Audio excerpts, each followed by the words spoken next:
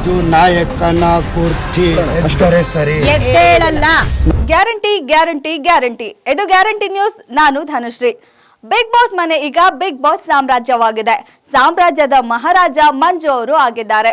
ಒಂದು ಸಾಮ್ರಾಜ್ಯ ಅಂತ ಇದ್ಮೇಲೆ ರಾಜ ಅಂತ ಇದ್ಮೇಲೆ ಅವರ ಅಧಿಕಾರವನ್ನ ಕಿತ್ಕೊಳ್ಬೇಕು ಅಂತ ರಾಜ್ಯದಲ್ಲಿ ರಾಜನ ವಿರುದ್ಧ ತುಂಬಾ ಕುತಂತ್ರಗಳು ನಡೀತಾ ಇರುತ್ತೆ.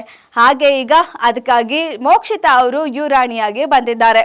ಯುವರಾಣಿ ಆಗಿರುವ ಮೋಕ್ಷಿತಾ ಅವರಿಗೆ ಸಾಮ್ರಾಜ್ಯದಲ್ಲಿ ಕೆಲವು ಪ್ರಜೆಗಳು ಕೂಡ ಬೆಂಬಲ ಕೊಡ್ತಾ ಇದ್ದಾರೆ.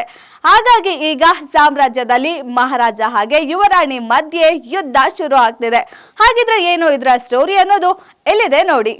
ಬಿಗ್ ಬಾಸ್ ಸಾಮ್ರಾಜ್ಯದ ಆಟದಲ್ಲಿ ಬಿಗ್ ಟ್ವಿಸ್ಟ್ ಸಿಕ್ಕಿದೆ. ಮಂಜು ಸಾಮ್ರಾಜ್ಯ ಪತನದತ್ತ ಸಾಗುತ್ತಿದೆ. ಸಾಮ್ರಾಜ್ಯದ ಮೇಲೆ ಯುವರಾಣಿ ಮೋಕ್ಷಿತಾರ ಕಣ್ಣು ಬಿದ್ದಿದೆ. ಬಿಗ್ ಬಾಸ್ ಸಾಮ್ರಾಜ್ಯದ ಮಂಜಣ್ಣ ಅವರ ಅಧಿಕಾರವನ್ನ ಕಸಿದುಕೊಳ್ಳಲು ಬರ್ತಿದ್ದಾರೆ ಅಂತ ಬಿಗ್ ಬಾಸ್ ಧ್ವನಿ ಕೇಳಿಸಿದೆ. ಇದರ ಬೆನ್ನಲ್ಲೇ ಮಂಜು ಅವರು ಅಧಿಕಾರ ನಮ್ಮದೇ ಎಂದು ತೊಡೆ ತಟ್ಟಿ ಹೇಳಿದ್ದಾರೆ. ಈ ಕಡೆ ಮೋಕ್ಷಿತಾ ಈ ಸಾಮ್ರಾಜ್ಯದ ಯುವರಾಣಿ ನಾನು ಎಂದು ಘೋಷಣೆ ಮಾಡಿಕೊಂಡಿದ್ದಾರೆ. ಅದೇ ರೀತಿ ಪ್ರಜೆಗಳಿಂದ ಯುವರಾಣಿ ಅವರಿಗೆ ಜಯವಾಗಲಿ ಎಂಬ ಘೋಷಣೆ ಕೂಡ ಮೊಳಗಿದೆ.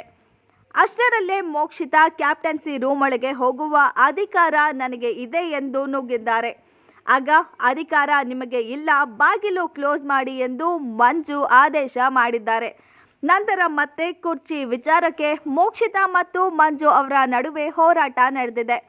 ಮೋಕ್ಷಿತಾ ಅವರು ಮಹಾರಾಜ ಗದ್ದುಗೆ ಮೇಲೆ ಕೂತಿರ್ತಾರೆ. ಆಗ ಮಂಜು ಅವರು ಕುರ್ಚಿಯನ್ನ ಕಿತ್ತುಕೊಳ್ಳಲು ಹೋಗ್ತಾರೆ. ನಾನು ಈ ಸಾಮ್ರಾಜ್ಯದ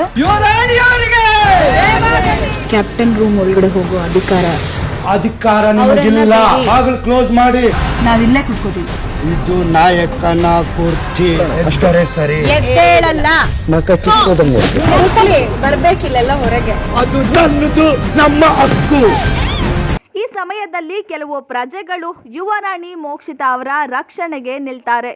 ಆಗ ಮಂಜು ಅವರು ಇದು ನನ್ನ ಕುರ್ಚಿ, ಮಹಾರಾಜರ ಕುರ್ಚಿ, ನನಗೆ ಮಾತ್ರ ಹಕ್ಕಿದೆ, ಎದ್ದೇಳಿ ಎಂದು ಆಜ್ಞೆ ಮಾಡ್ತಾರೆ. ಇದಕ್ಕೆ ಯುವರಾಣಿಯಾಗಿರುವ ಮೋಕ್ಷಿತಾ ಅವರು ಎದ್ದೇಳಲ್ಲ ಎಂದು ಉತ್ತರಿಸ್ತಾರೆ.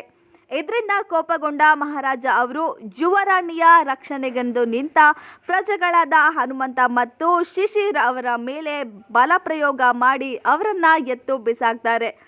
ಇನ್ನು ಈ ಗದ್ದುಗೆ ಕಿತ್ತಾಟದಲ್ಲಿ ಯಾರು ಗೆದ್ದಿದ್ದಾರೆ ಅನ್ನೋದನ್ನ ಕಾದು ನೋಡಬೇಕು. ನೋಡಿದ್ರಿ ಅಲ್ಲ, ಸ್ವಲ್ಪ ದಿನಗಳ ಹಿಂದೆ ಅಷ್ಟೇ ಅಣ್ಣ ತಂಗಿ ಅಂತ ತುಂಬಾನೇ ಕ್ಲೋಸ್ ಆಗಿದ್ದ ಮಂಜು ಹಾಗೆ ಮೋಕ್ಷಿತಾ ಮಧ್ಯೆ ಸ್ವಲ್ಪ ಜಗಳ ಶುರು ಆಗಿತ್ತು. ಈಗ ಅದಕ್ಕೆ ತಕ್ಕಂತೆ ಮಹಾರಾಜ ಹಾಗೆ ಯುವರಾಣಿ ಪಟ್ಟ ಸಿಕ್ಕಿದೆ. ಇನ್ನು ಮೋಕ್ಷಿತಾ ಅವರಿಗೆ ಮಂಜು ಅವರ ಮೇಲಿರುವ ಅಸಮಾಧಾನ, ಬೇಜಾರನ್ನ ಈ ಟಾಸ್ಕ್ ನ ಮೂಲಕ ಯುವರಾಣಿಯಾಗಿ ತೀರಿಸ್ಕೊಳ್ತಾರ ಅಂತ ನೋಡ್ಬೇಕಾಗಿದೆ. ಇದಾಗಿತ್ತು ಈ ಹೊತ್ತಿನ ಸ್ಪೆಷಲ್ ಸ್ಟೋರಿ. ಇನ್ನಷ್ಟು ಸುದ್ದಿಗಾಗಿ ನೋಡ್ತಾ ಇರಿ ಗ್ಯಾರಂಟಿ ನ್ಯೂಸ್. ಸುದ್ದಿ ಖಚಿತ, ನ್ಯಾಯ ನಿಶ್ಚಿತ. ಗ್ಯಾರಂಟಿ ನ್ಯೂಸ್, ಸುದ್ದಿ ಖಚಿತ, ನ್ಯಾಯ ನಿಶ್ಚಿತ.